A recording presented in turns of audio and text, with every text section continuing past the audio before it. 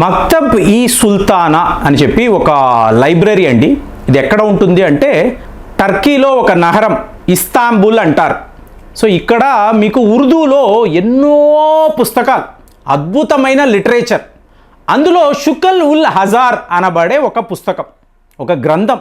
So ఇందులో మీరు చదివేరు అనుకోండి, మేమందరము కూడా ఎంతో ఎంతో పుణ్యము చేసుకున్నాము, రాజా విక్రమ ఆదిత్య పాలనలో మేము బతుకుతున్నాము.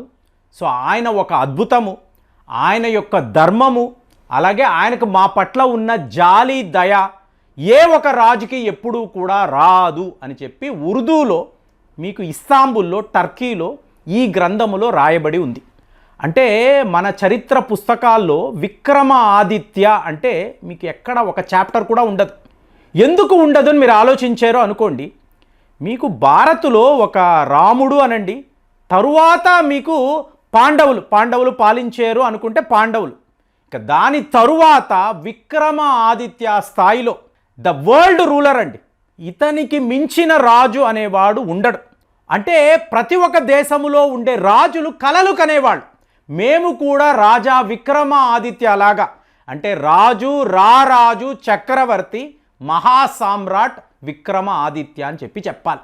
సో అతనిలాగా మేము కూడా పాలన చెయ్యగలగాలి, ప్రజలకు ఎంతో కొంత మంచి చెయ్యాలి, ప్రజలు క్షేమముగా ఉంటే మేము విజయవంతంగా మా రాజ్యాన్ని పాలించేము, మేము కూడా విక్రమ ఆదిత్యలాగే పరిపాలన చెయ్యాలని వాళ్ళు భావించేవాళ్ళు.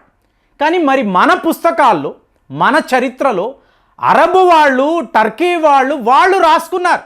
మీకు అరబు దేశాల్లో మీరు లైబ్రరీస్లో చూసారు అంటే విక్రమ ఆదిత్యకు సంబంధించి ఎన్నో రెఫరెన్సులు, ఇంకా చెప్పాలంటే భవిష్య పురాణము అంటారు, స్కంద పురాణం, ఇందులో కూడా మీకు విక్రమ ఆదిత్య రెఫరెన్స్ ఉంటుంది. కానీ మన చరిత్రలో చూసారంటే ఉండదు. అంటే ఇక్కడ ఏమైంది, మహమ్మదియన్స్ భారత్లోకి వచ్చిన తరువాత, ఇతను ఎప్పుడో కదా ఎన్నో వేల సంవత్సరాల క్రితం వచ్చినప్పుడు ఇంత గొప్ప రాజు ఈ దేశాన్ని పరిపాలించాడు, అఖండ భారత్ను పరిపాలించిన వాడు.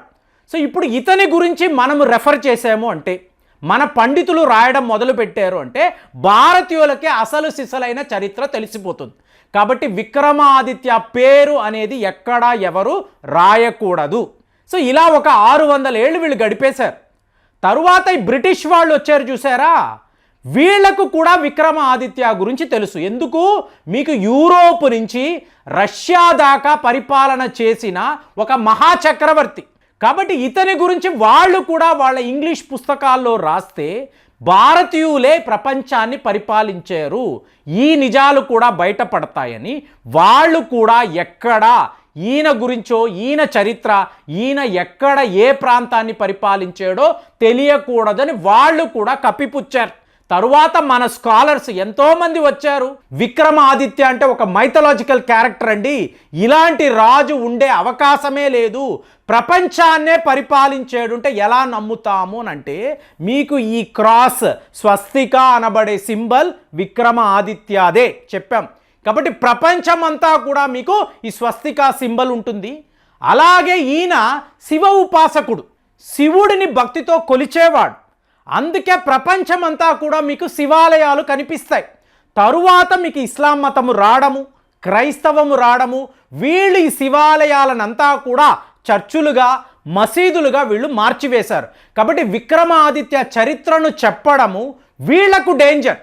కానీ ఇక్కడ ఏమైంది, అసలైన చరిత్రను మనం ఎప్పుడు తెలుసుకోలేకపోయాము. ఇంత గొప్పవాడు అంటే ఇతని గురించి చెప్పాలి అంటే చూడండి, ఆ రోజుల్లో చైనాలో చాలా పెద్ద మీకు ఈ సామ్రాజ్యాలు ఉండేవి. సో మెల్లమెల్లగా ఈ పోరాటాలలో మీకు సాకా డైనస్టీ, ఇప్పుడు అంటారు చూసారా, పలానా శాఖలో ఎవరున్నారండి, ఈ శాఖకు మంత్రి ఎవరు, ఇవన్నీ అడుగుతారు కదా. ఈ శాఖ అనేది మీకు శాకా డైనస్టీ నుంచే. అంటే వాళ్ళు ఆ రోజుల్లో ప్రపంచ పాలకులు అని చెప్పుకునేవాళ్ళు. సో వాళ్ళు మెల్లమెల్లగా ఈ దండయాత్ర చేసుకుంటూ అలెగ్జాండర్ ద గ్రేట్ అని మాట్లాడతారు చూసారా, ఆ టైపులో ఈ శాఖా పరిపాలన, ఈ శాఖా సామ్రాజ్యం వీళ్ళు ఏం చేశారు, మీకు ఆఫ్ఘనిస్తాన్ దాకా రాగలిగారు. బ్యాక్టీరియా అంటారు, అక్కడ దాకా వచ్చి భారత్లోకి వచ్చిన వాళ్ళు, తక్షశిలా దాకా కూడా వీళ్ళు వచ్చేసారు. సో వచ్చినప్పుడు ఫైనల్గా ఏమిటి అంటే వీళ్ళు ఇన్వేరియబుల్గా ఉజ్జయిన్ అనబడే ఈ ప్రాంతం, ఇవాళ కూడా ఉజ్జయిన్ మహాంకాళేశ్వర్ ఆలయం అంటే శివాలయం. సో ఇక్కడ దాకా రావాలి. కానీ ఉజ్జయిన్, మధ్యప్రదేశ్లో మాల్వా అంటారు. ఈ ఉజ్జయిన్ మాల్వా లాంటి ప్రాంతాలను ఒక రాజు పాలించేవాడు. ఆ రాజు చాలా చాలా శక్తివంతమైన వాడు అని ఆ రోజుల్లో వినడం. మొత్తానికి వీళ్ళు వచ్చారు, సాకా డైనెస్టీ వాళ్ళు వచ్చారు, ఆ రాజుగారిని కూడా ఓడించగలిగారు. అప్పుడు ఒక బాలుడు, ఇతనే విక్రమ ఆదిత్య. సో ఆ బాలుడు తన తండ్రి పడుతున్న మనోవేదన, వీళ్ళు ఆయన శిక్షించిన తీరు, సాకా డైనెస్టీ వాళ్ళు ఆయన శిక్షించిన తీరు ఇదంతా గమనించి ఒక శపథం చేస్తాడు, ఈ సాకా డైనెస్టీ భారత్లో లేకుండా చేస్తాను. వీళ్ళు ఎక్కడ ఉన్నా, హిమాలయాల్లోనే ఉన్నా, నేను వెతికి అక్కడికి వెళ్ళి వీళ్ళను ఓడించి నా దేశం నుంచి తరిమి వేస్తాను అని చెప్పి ఒక శపథం చేస్తాడు. సో చేసిన వాడు ఎలాగా అంటే, మీకు ఆటవిక జనాలు, అత్యంత క్రూరమైన ఆటవిక జనాలు భారతదేశంలో అడవుల్లో తిరుగుతూ ఉండేవాళ్ళు. సో వీళ్ళందరినీ కూడా పోగు చేస్తాడు. పోగు చేసి ఇది మన దేశము, మన దేశాన్ని మనమే పరిపాలించాలి. చూడండి, ఈ శక్తి, ఈ ఆవేశము, ఇలాంటి ఒక మోటివేషన్ మన పాలకుల మధ్య ఉండుంటే మహమ్మదియన్స్ ఉండేవాళ్ళు కారు, బ్రిటిష్ వాళ్ళు వచ్చేవారు కాదు. కానీ అలాంటిది జరగలేదండి. కానీ విక్రమ ఆదిత్య చేసి చూపించగలిగారు. సో ఆయన ఏం చేసేవాడంటే, వీళ్ళను సైనికులుగా ప్రపంచంలో ఎవరి వద్ద లేని ఆయుధాలను తయారు చేసి, ఎటు చూసినా కూడా శివాలయాల్లోనే మీకు సైనికులు ఉండేవాళ్ళండి. యావత్తు భారత్లో శివాలయాలు, అందులో ఇలాంటి సైనికులను ఉంచి వీళ్ళనే భైరవ సేన అని అంటారు.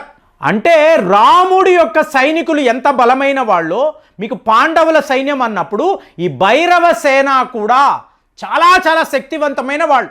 సో ఒక్కసారి సర్వము సిద్ధము అన్న తరువాత వీళ్ళు అందరూ వెళ్ళి గంగా నదిలో స్నానము చేసి ఆ పరమశివుడికి ఒక దండము పెట్టుకుని, అంటే ప్రమద గణాలను ఈయన సృష్టించాడు విక్రమాదిత్య. తరువాత ఈ వేట అనేది మొదలుపెట్టాడు.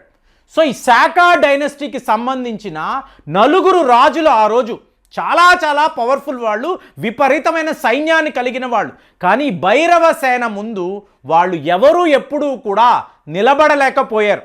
సో ఆ 4 కూడా వాళ్ళను ఓడించి ఎగ్జిక్యూట్ చేయడం. ఎందుకంటే ఇక్కడ యుద్ధములో నో మెర్సీ అండి. వాళ్ళు అత్యంత కిరాతకంగా మన సైనికులను హతము చేసినప్పుడు వాళ్ళ విషయంలో దయాదాక్షిణ్యం అనేది ఉండకూడదని వాళ్ళందరినీ కూడా ఎగ్జిక్యూట్ చేసి వాళ్ళను ఈ దేశం నుంచి, అంటే విక్రమ ఆదిత్య అతని సైన్యము వస్తుందని తెలిస్తే ఎవరికి వాళ్ళు చెల్లా చెదురుగా పారిపోయేవాళ్ళు. సో అలా వెళ్ళిన వాళ్ళను వీళ్ళు వెంటాడుతూ మీకు ఒక అరబు దేశము అనండి, ఈరాన్, ఇరాక్, టర్కీ, ఇలాగ విక్రమ ఆదిత్య మీకు పరిపాలించని దేశము అంటూ లేదండి. జస్ట్ ఇతని సైనికులు వస్తున్నారు అంటే వాళ్ళు సరెండర్ అయిపోయేవాళ్ళు. ఇలాగ ఇతను ఒక స్టేజ్లో మీకు ప్రతి ఒక్క దేశానికి అంటే ప్రపంచములో ఎక్కడ ఏ చరిత్ర చూసినా, ఏ గ్రంథము చూసినా విక్రమ ఆదిత్యకు సంబంధించిన రెఫరెన్సులు ఉంటాయి. దౌర్భాగ్యం ఏంటంటే మనకు తెలియదు. సో అలాంటిది ఈయన ఏంటంటే, ఇక ఇతనికి పోటీ లేదు, శత్రువులు లేరు, ప్రతి వాళ్ళు సరెండర్ అయిపోతున్నారు. దానితో ఇక్కడ నివసించే ప్రజలు వీళ్ళకి మంచి చెయ్యాలి, సో వీళ్ళని క్షేమంగా చూసుకోవాలి. ఇక తర్వాత ఎప్పుడు ఆయన యుద్ధాలు చేయలేదండి. ఎక్కడికి వెళ్ళినా ఆ దేశ ప్రజలు సరెండర్ అయిపోయేవాళ్ళు, ఆ రాజులు సరెండర్ అయిపోయేవాళ్ళు. ఇలాగా అఖండ భారత్లో మీకు ఒక్క ఉజ్జయిని నుంచి అరబు దేశాలు అనండి, టర్కీ అనండి, మీకు అలాగే మీరు ఈరాన్ అనండి, ఇరాక్, సూడాన్, ఇలాగ ఇవాళ మనం మాట్లాడుతున్న దేశాలు, రష్యా దాకా కూడా విక్రమ ఆదిత్య ఆ రోజుల్లో పరిపాలించేవాడు. కాబట్టి మీరు ఎవరైనా టర్కీలో ఉంటే లేదా మీకు అరబు దేశాల్లో ఉద్యోగాలు చేస్తూ ఉంటే వాళ్ళ లైబ్రరీస్కి వెళ్ళండి. వెళ్ళి మన దేశానికి సంబంధించిన చరిత్ర, అసలు వాళ్ళ స్కాలర్స్ విక్రమ ఆదిత్య గురించి ఏమేమి చెప్పారు, ఎలాంటి రెఫరెన్సులు ఉన్నాయి, ఎలాంటి గ్రంథాలు ఉన్నాయి, మీరు ఒక్కసారి చిన్నపాటి రీసెర్చ్ చేయగలిగితే ఒక అద్భుతాన్ని మీరు సృష్టిస్తారు. మన అసలు సిసలైన చరిత్రను మన భావి తరాలకు మనం చెప్పగలము. మరి మీలో ఎంతమందికి విక్రమ ఆదిత్య గురించి తెలుసు? ఇతని లాంటి ఒక రాజు, ఒక చక్రవర్తి, ఒక మహాసామ్రాట్, రాముడు తరువాత ఇట్లాంటి వాడు మన భారతదేశాన్ని పరిపాలించాడు. ఆ ఆలోచనే చాలామందికి గొప్పగా ఉంటుంది. మరి విక్రమ ఆదిత్య గురించి మీకు ఎంత తెలుసు? దయచేసి కామెంట్స్లో రాయండి. మళ్ళీ వచ్చే వీడియోలో కలుద్దాం. జై హింద్.